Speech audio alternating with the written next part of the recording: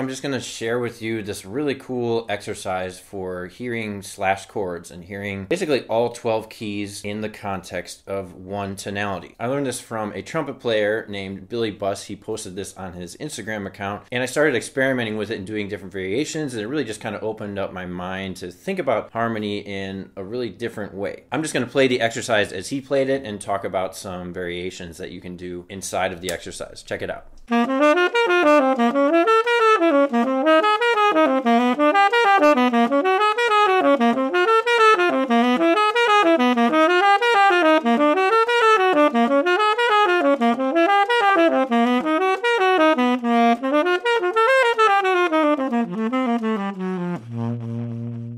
So a lot going on in there harmonically, and what I think is just so great is it allows you, again, to hear all 12 keys and what all 12 major triads sound like in relationship to one note or one key center. In this case, I'm playing in the key of C on the tenor sax, and the first tonality I'm outlining is a C chord or a C triad.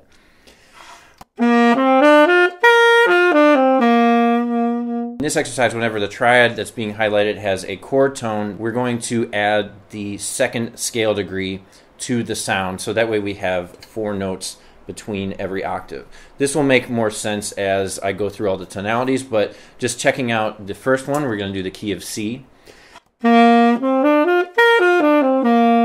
You can hear I'm adding D just so that we have a nice even amount of notes going up and down. The next tonality I played was a B triad over the top of C.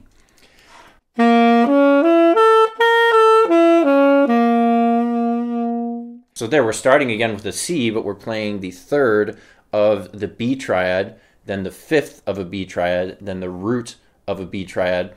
So that way it fits in between the octaves of C. And then we have a really cool sound of a B triad just wedged in between the notes C and C. Next, I went down another half step, so we're just going to take a B flat triad and put it in between the C's.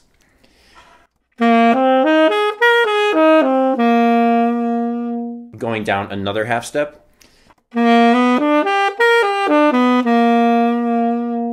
So you start to hear every time you change the triad, you get a pretty drastically different sound, but in the context of the same root. Moving down another half step, we're looking at an A flat triad now, and because C is the third of an A flat triad, we're going to add the second scale degree, so that way we have, again, an even 4-note idea going up and down the octave.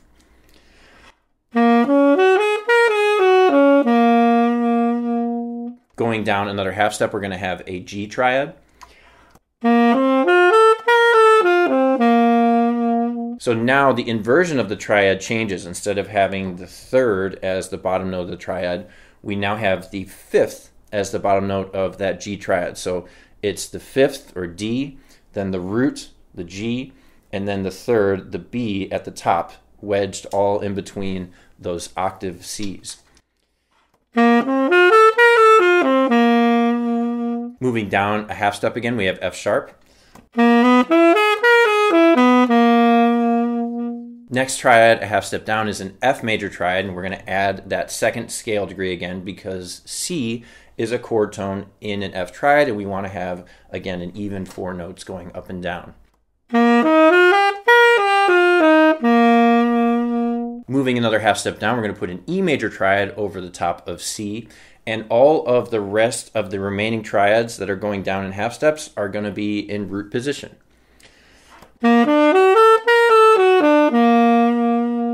E flat over C. D over C. D flat over C.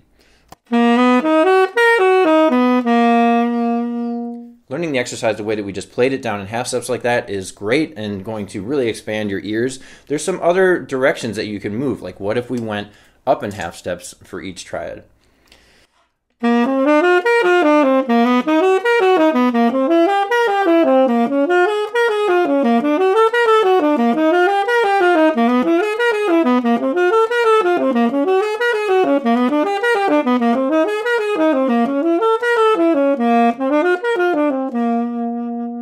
So for me, that exercise sounds a lot different when you take the triads and you go up in half steps. It's kind of a theatrical effect that builds suspense in tonality. Really, really cool sound. Let's try it around the circle of fourths. So I'm going to go C and then F and then B flat, all in between that octave of C.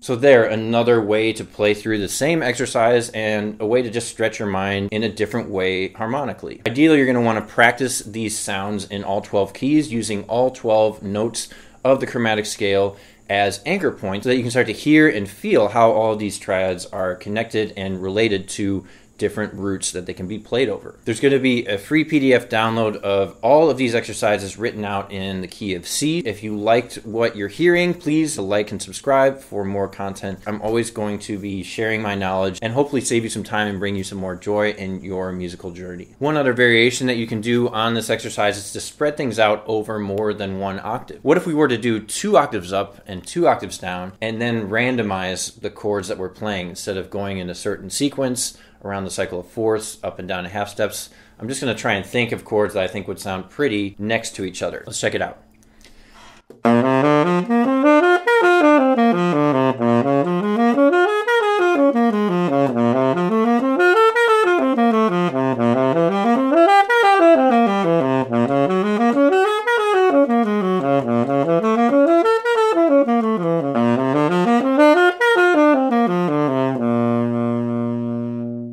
What if we tried doing 3 octaves?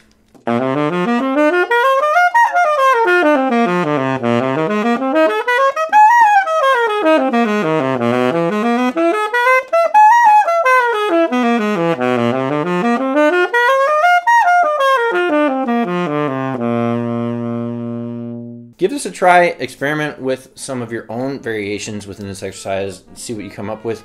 Leave some comments in the comment section below if you find some things that you really enjoy and think sound great. I'd love to hear your thoughts and just share it with the community of improvisers all across the world. Thanks for checking this video out. We'll catch you on the next one.